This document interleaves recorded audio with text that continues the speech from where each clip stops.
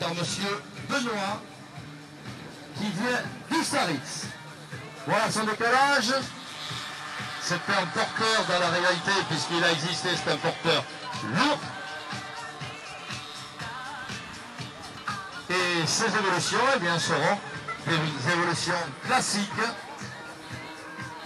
d'un avion lourd, d'un gros porteur, puisqu'il pouvait transporter des hommes et du matériel.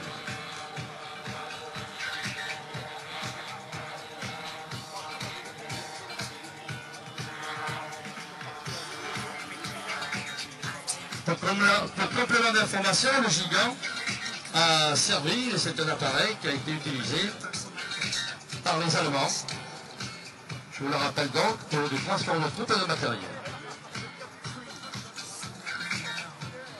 Voilà un passage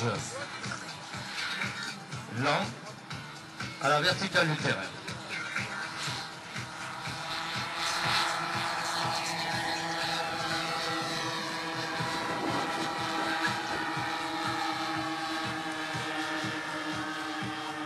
Vous avez pu en même temps apercevoir son train d'atterrissage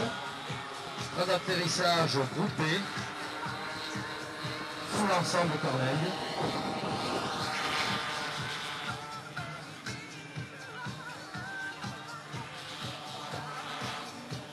Le Gigant en pleine évolution, je vous le laisse admirer.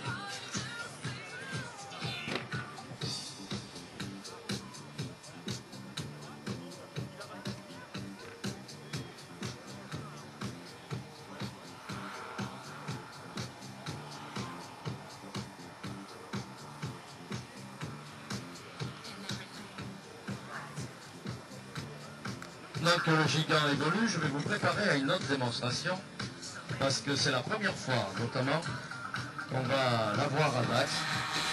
C'est impressionnant, je vous en réserve la surprise, je vous en parlerai au dernier moment.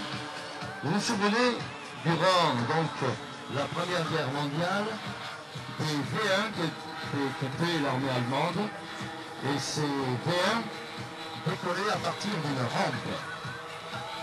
Et là, vous allez avoir un appareil qui va être mis dans la même configuration, puisque sur le plan de la motorisation, eh bien, ça ressemble à CV1 comme tout. Mais c'est pour tout à l'heure.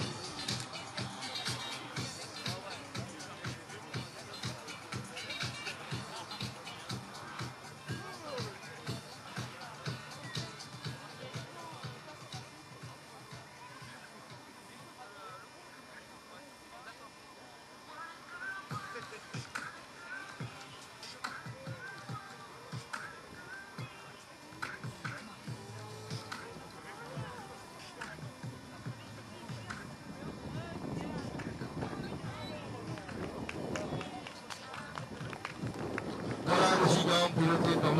Benoît qui vient donc de s'opposer, qui va être ramené vers Paris. Un moteur, regardez la